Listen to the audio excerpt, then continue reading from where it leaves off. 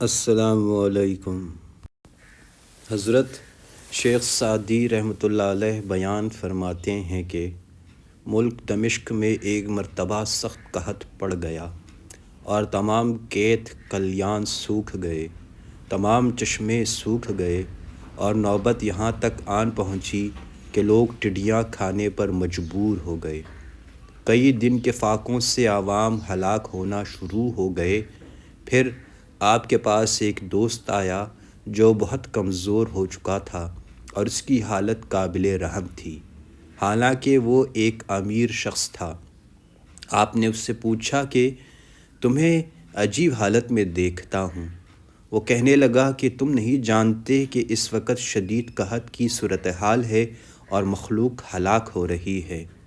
آپ نے کہا کہ آپ جانتے ہیں، مگر قحط کا تم پر کیا اثر ہو سکتا ہے کہ تم اللہ کے فضل سے امیر ہو اور تمہارے لیے کسی شے کو حاصل کرنا ممکن ہے۔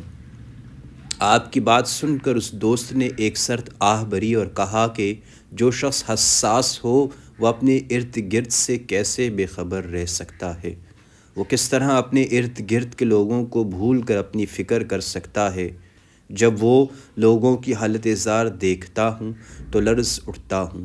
کوئی شخص دریا میں ڈوب رہا ہو تو ساحل پر کھڑا شخص کیسے اطمینان سے کھڑا رہ سکتا ہے؟ بے شک مجھے کسی قسم کی تنگی نہیں، لیکن مجھے میرے ارد گرد موجود لوگوں کے غم نے مار ڈالا ہے۔ جب کسی کا دوست قید خانے میں ہو تو وہ کیسے اطمینان سے رہ سکتا ہے؟ شیخ سعدی رحمۃ اللہ علیہ فرماتے ہیں کہ پس یاد رکھو کہ جب تک اس دنیا میں احساس کرنے والے لوگ موجود رہیں گے، اس دنیا کا کچھ نقصان نہیں ہوگا، انشاءاللہ۔